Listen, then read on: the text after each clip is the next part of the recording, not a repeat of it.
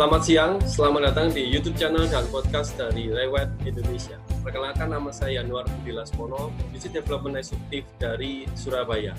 Hari ini saya berkesempatan untuk mewawancara satu prinsipal muda dari Surabaya yang sudah berkecimpung di dunia properti sejak tahun 2005, dan beliau adalah Bapak Andi Suwanda dari Rewet Diponegoro. Mau tahu pembicaraan kami seperti apa? Ikuti, subscribe YouTube channel Rewet Indonesia dan podcast kami. Oke, selamat siang Pak Andi Suwanda. Apa kabar Pak? Baik, Pak Yanuar. Sehat-sehat selamat ya? Siang. Oke, Sehat. Terima kasih Pak Andi Suwanda sudah meluangkan waktu untuk bersedia berbicara dengan kami di podcast dari Rewet Indonesia hari ini. Oke, selamat pagi semua. Ya, Pak, ini kalau saya boleh bercerita dulu nih, bagaimana saya mengenal Pak Andi. Dulu kalau waktu saya pertama kali jadi agen properti, saya mendengar Rewet itu taunya cuma di Ponorogo, Pak. Kenapa? Karena Waduh, luar biasa.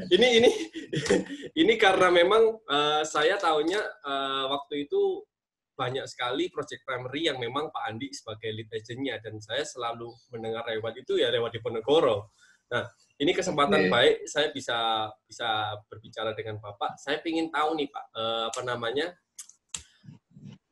pertama kali Bapak bisa masuk ke dunia properti ini, apa yang membuat Bapak memutuskan masuk ke dunia properti, Pak? Nah, ini ceritanya sedikit agak panjang, Pak Yanuar. Jadi saya itu lulus kuliah itu 2002.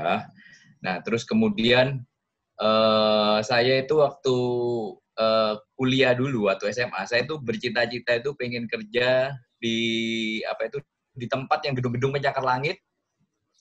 Terus saya kalau kerja pakai jas, pakai dasi. Nah, akhirnya waktu lulus kuliah 2002 saya pergi ke Singapura, Pak.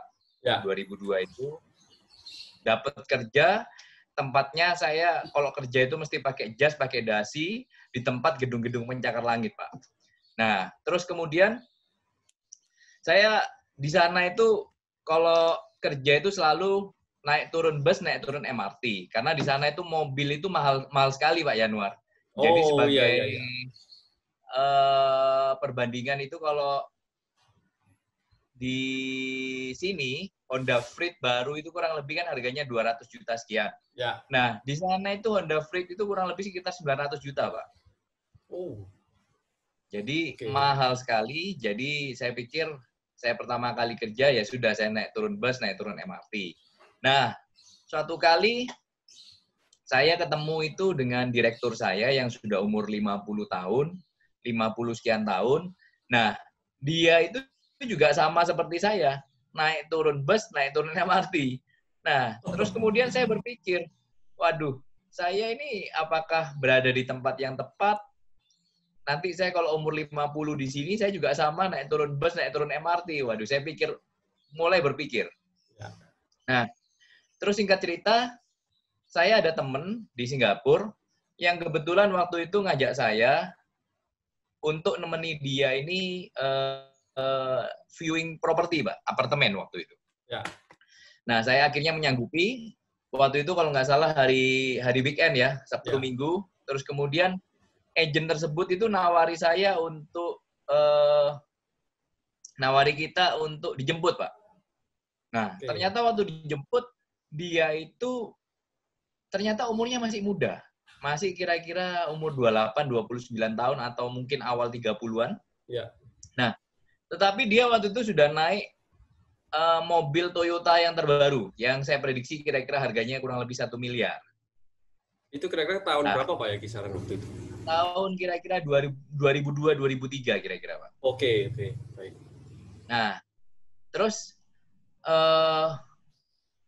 di mobil kita tanya-tanya sama dia. Nah, dia waktu lulus kuliah dia kerja di bank.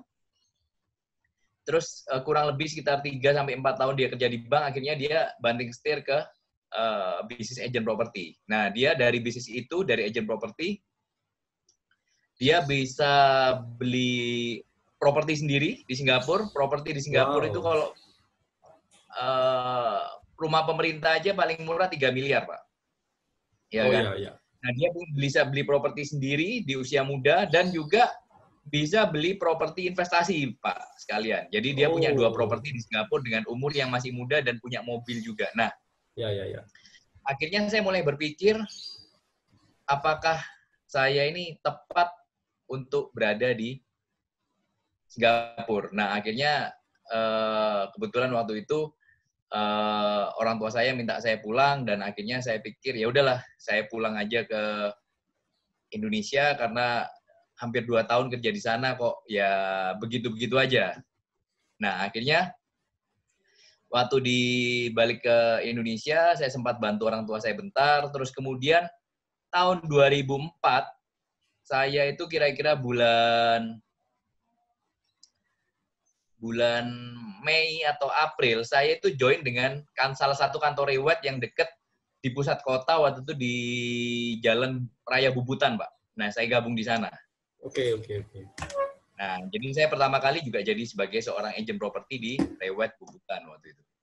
Itu sih awal mula saya berkarir di properti, Pak. Nah, ini kalau tadi Bapak cerita bahwa Bapak awalnya pun juga bermula dari seorang agent properti di salah satu kantor Rewet di Surabaya. Nah, kemudian apa Pak titik balik di mana Bapak tiba-tiba oke, kayaknya nih saya harus punya kantor sendiri nih. Nah, sehingga sampai sekarang ada namanya Rewet Diponegoro. Kalau boleh tahu sejarahnya Rewet Diponegoro ini bagaimana, Pak? Oke, jadi begini, Pak. Jadi saya ini jadi agent properti ini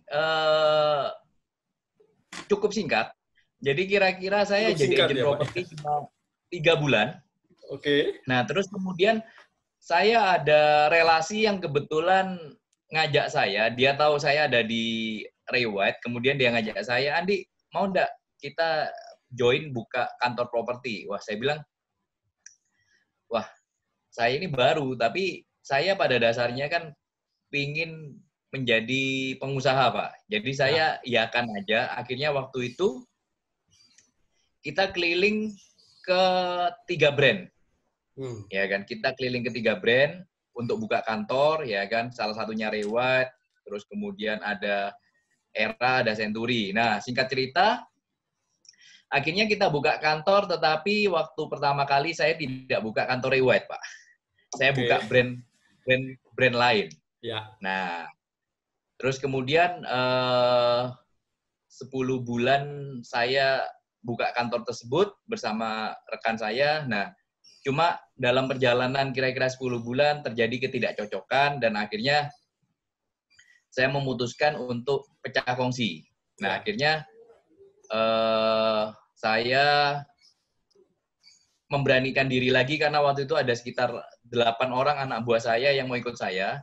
Jadi waktu itu saya mulai tanya-tanya lagi, ya kan? Tanya lagi ke 3 brand tersebut. Saya juga tanya lagi mengenai Rewet dan akhirnya singkat cerita saya memilih Rewet dan membuka kantor kira-kira di akhir 2005, Pak. Oke. Sampai sekarang ini tapi selama perjalanan itu dengan pengalaman sebelumnya, apakah itu betul-betul menjadi misalnya Bapak, oh ya wes, oke, baik, saya tahu deh ini saya menjalankan Rewet harus seperti apa. Betul, Pak, ya? Dengan pengalaman yang sebelumnya. Nah, jadi begini, Pak. Waktu saya pertama kali buka Rewet itu,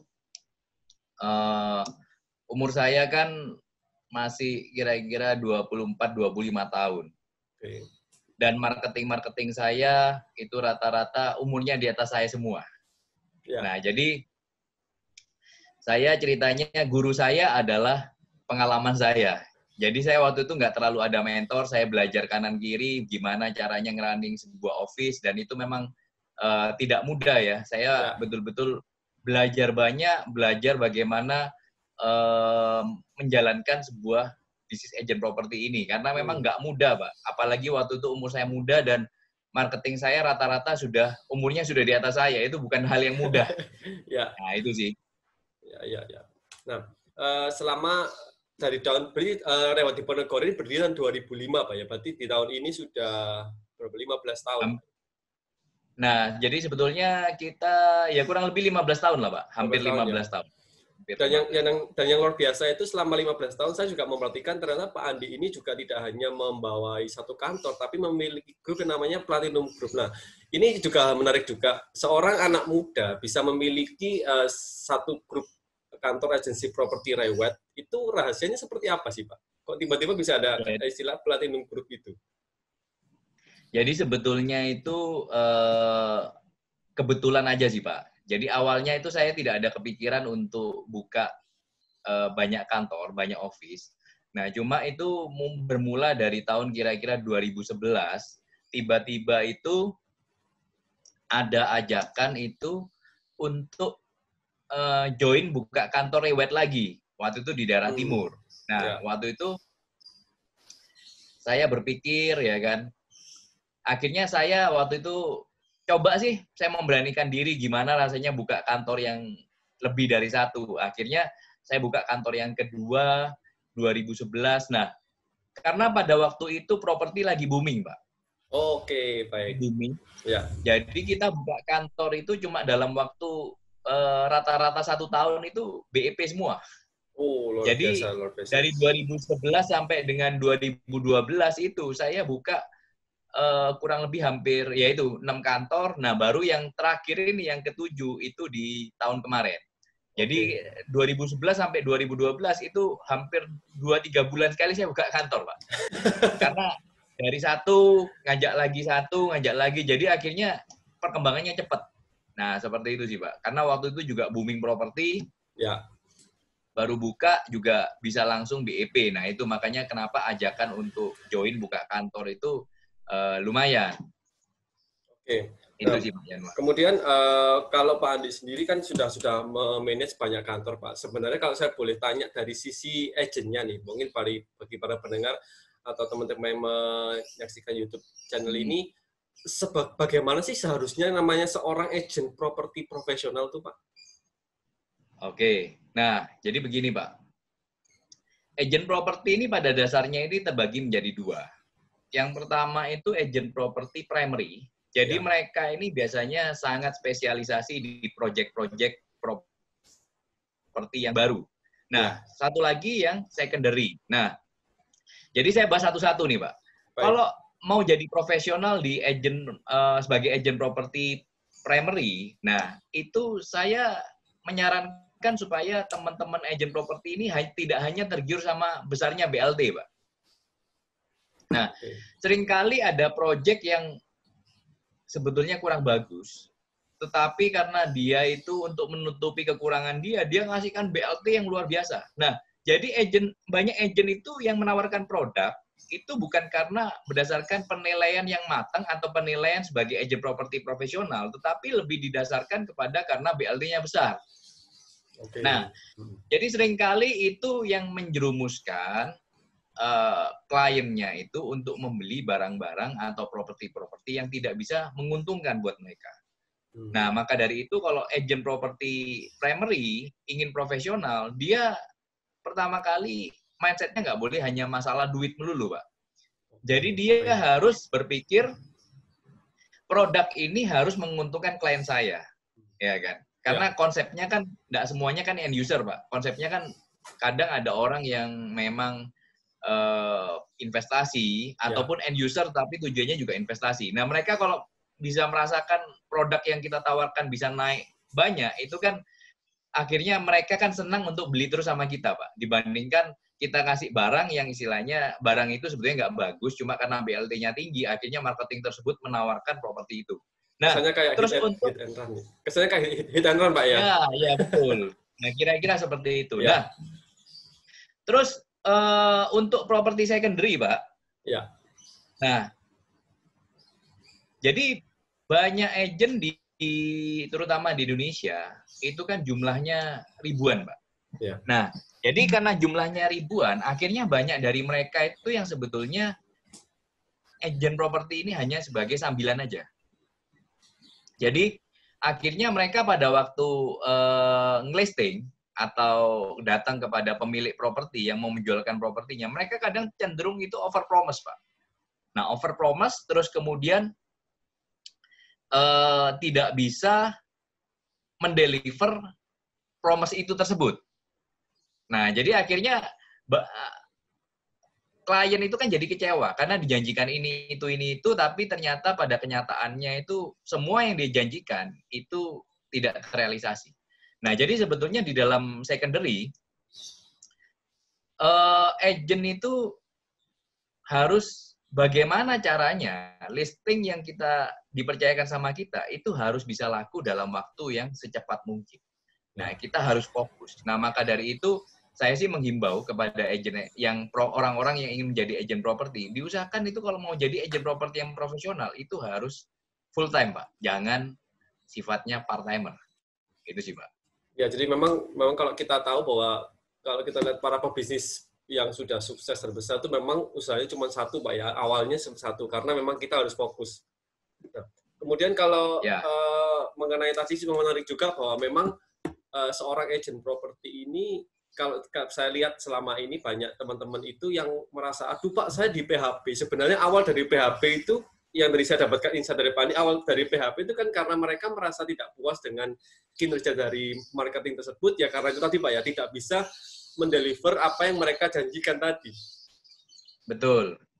Overpromise Pak, cenderung overpromise ya. Ya, betul sekali. Jadi, menjadi seorang agent profesional itu memang harus istilahnya kita selain harus menunjukkan apa yang kita kerjakan, kita juga harus bisa mendeliver apa yang kita janjikan. Betul begitu ya Pak Andi ya? Ya, betul Pak Yanuar. Oke, kemudian kalau saya boleh tanya lagi nih Pak Andi, kalau Bapak melihat kondisi market zaman sekarang, saat ini di masa pandemi corona ini, pendapat Bapak sebagai pemilik kantor agensi properti seperti apa, Pak? Karena otomatis Bapak kan punya banyak tim yang harus dalam tanda kutip diberi makan atau istilahnya mereka join dengan Bapak kan karena percaya dan mendapatkan sesuatu dari kantor tersebut. Kira-kira menurut Bapak, pendapat Bapak mengenai kondisi ini seperti apa? Jadi saya kira-kira untuk ngomong seperti ini, saya itu kan nanti akan memberikan ada dua timeline waktu, Pak. Nah, jadi yang pertama adalah pada saat sekarang ini dan pada saat semester kedua nanti. Jadi setelah pandemi ini, ya kan. Nah, jadi kalau saya menggambarkan analoginya, pandemi ini seperti orang kena serangan jantung, Pak. Kena serangan jantung, ya kan. Tiba-tiba dari sehat tiba-tiba langsung kritis. Ya kan. Ya. Nah, jadi ini suatu keadaan yang memang di luar dugaan. Januari ada muncul masalah, mulai Desember ada muncul masalah di Wuhan, terus kemudian Maret masuk ke Indonesia, ya kan, di Jakarta, terus tiba-tiba secara cepat itu ke seluruh Indonesia. Nah, ini sangat memukul perekonomian, terutama di kuartal kedua, Pak Yanuar. Jadi mulai bulan kita mulai merasa efeknya itu di bulan Maret April kali Pak. Maret ya. Maret, April ya sudah mulai kerasa efeknya, terutama di kuartal kedua mulai dari April Mei, ya kan. Ini memang kita kerasa sekali efeknya karena tiba-tiba itu orang nggak berani viewing properti. Terus kemudian banyak dari transaksi yang sebetulnya sudah deal, Pak. Sudah deal harga, tinggal ngasih uang tanda jadi, terpaksa harus di-cancel juga. Ya kan? Nah, jadi kondisi kuartal kedua menurut saya ini yang terburuk. Ya kan? Karena selain memukul perekonomian, juga akhirnya ngimbas juga ke bisnis properti. Nah, makanya waktu itu, saya mengencourage marketing saya, tim saya, itu untuk tetap stay di properti. Memang sih, kuartal 2 ini April Mei memang masa yang tidak mudah. Tetapi saya ibaratkan kayak kita di Formula One, ini saatnya kita masuk ke pit stop, Pak.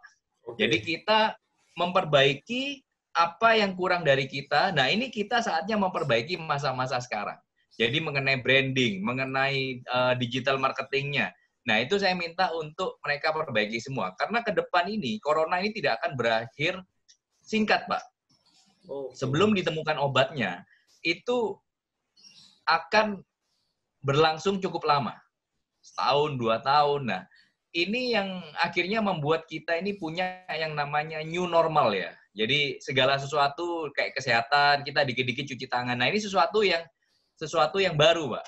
Yeah. Nah, jadi itu menurut saya yang terjadi di kuartal kedua ini, saya bilang, saya kan selama ini selalu bertanya-tanya, bottom-nya ini kapan sih? Ya kan? Bottom resesi ini, maksudnya properti sepi ini sampai kapan? Nah, saya menyimpulkan bahwa kuartal kedua tahun ini itu merupakan bottom-nya. Nah, timeline yang berikutnya adalah semester kedua ini bagaimana? Ya kan? Kan kurang lebih seperti itu, Pak. Nah, semester kedua ini apakah kita akan mengalami yang namanya resesi atau recovery ekonomi? Ya kan? Ya. Nah, saya menganalisa mau tidak mau semester kedua ekonomi harus dijalankan lagi. Harus dijalankan ekonomi lagi, Pak ya? Identik dengan properti, Pak. Jadi kalau ekonomi jalan, properti juga ikut jalan. Nah, karena kan Presiden Jokowi sudah ngomong bahwa ada pelonggaran PSBB mulai bulan Juni, Juli. Ya. Mereka sudah pelonggaran PSBB secara bertahap. Nah, itu akan mulai restart ekonomi kita lagi, Pak. Ya. Ya kan? Nah, jadi restart ekonomi akan terjadi di semester kedua, mulai bulan Juni setelah Lebaran. Nah, cuma masalah kesehatan adalah ya yang nggak mudah ya Pak ya. Kita tetap harus physical distancing yang benar. Pada saat ketemu klien kita pakai masker dan jaga jarak itu tetap harus kita lakukan. Nah, tapi yang saya melihat bahwa pemerintah Indonesia itu menggelontorkan uang yang cukup banyak Pak.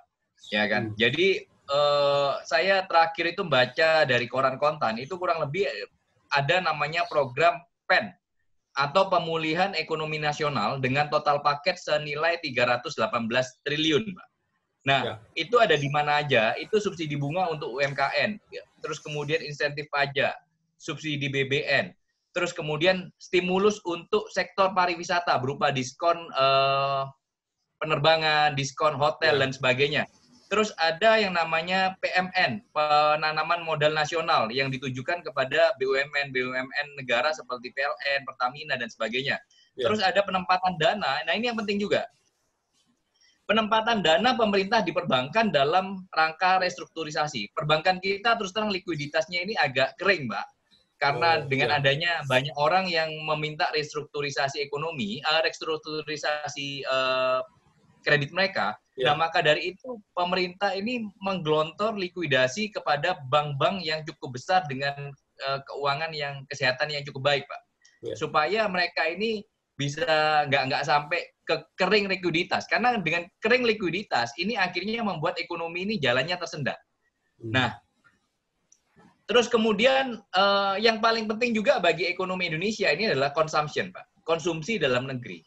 Nah, terus terang di kuartal kedua ini, karena semuanya mulai PSBB dan sebagainya, restoran sepi, terus hotel banyak yang tutup, travel agent tutup juga. Jadi, konsumsi ini tiba-tiba konsumsi dalam negeri yang porsinya itu kurang lebih 50% dari GDP, itu mengalami kendala. Penurunan, karena semua orang mulai ngerem spending. Iya, nah, kita harapkan consumption di semester kedua ini bisa perlahan-lahan itu mulai ini Pak, mulai berjalan lagi ya. Ya. Betul. Nah, maka dari itu kita ini sebetulnya saya juga encourage kepada teman-teman yang mendengarkan ini untuk melakukan yang namanya spending. Jadi tolong jangan, kalau memang Anda mau spending sesuatu, Anda mau beli properti, Anda mau beli mobil, jangan tunda lagi. Beli. Ya kan? Laksanakan spending Anda apabila keuangan Anda tidak jadi masalah. Karena dengan Anda spending, ini membantu Indonesia. Cara Anda membantu Indonesia adalah dengan Anda merealisasikan spending Anda, Pak. Nah, jadi kemarin itu dari Rakyat Indonesia, Pak Erwin juga bilang sama saya bahwa kita kan tiap tahun ada yang namanya insentif tur, Pak, jalan-jalan ke luar negeri. Ya. Nah, Pak Erwin menyarankan, Pak, gimana kalau dari tim Bapak itu insentif tahun ini, keberangkatan tahun depan, kalau bisa dalam negeri aja. Saya pikir betul juga, dengan kita mealokasikan itu ke lokal, itu akan membantu pariwisata di Indonesia, Pak. Ya. Nah, itu sih. Jadi saya percaya semester kedua akan running lagi sih, Pak. Itu. Oke, waduh, luar biasa nih Pak Andi. Saya dapatkan informasi serta insight yang luar biasa banyak nih Pak dari Pak Andi sendiri.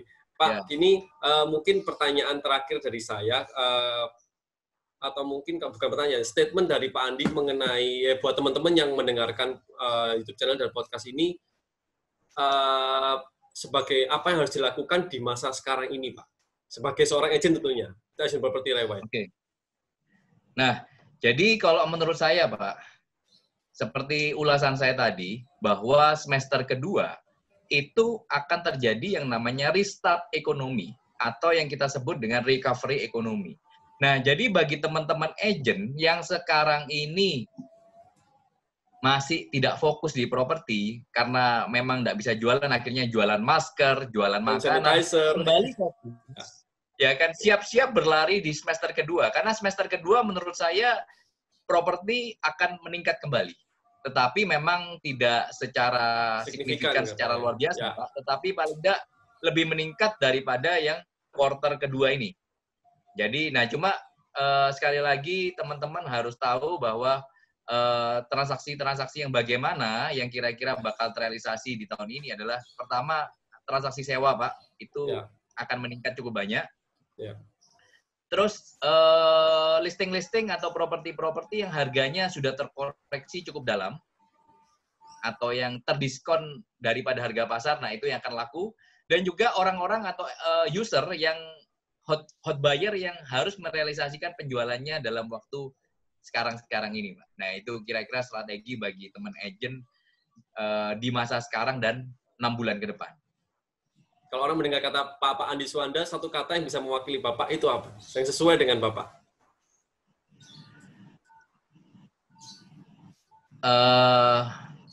Adaptable dan never give up, Pak. Oke, luar biasa. Jadi saya orang yang bisa beradaptasi dengan lingkungan, dan saya menggambarkan orang yang kayak petinju itu kalau dipukul pasti bangun lagi. Oke, Pak Andi, terima kasih. Selamat siang, Pak Andi. Ya, siang Pak Januar.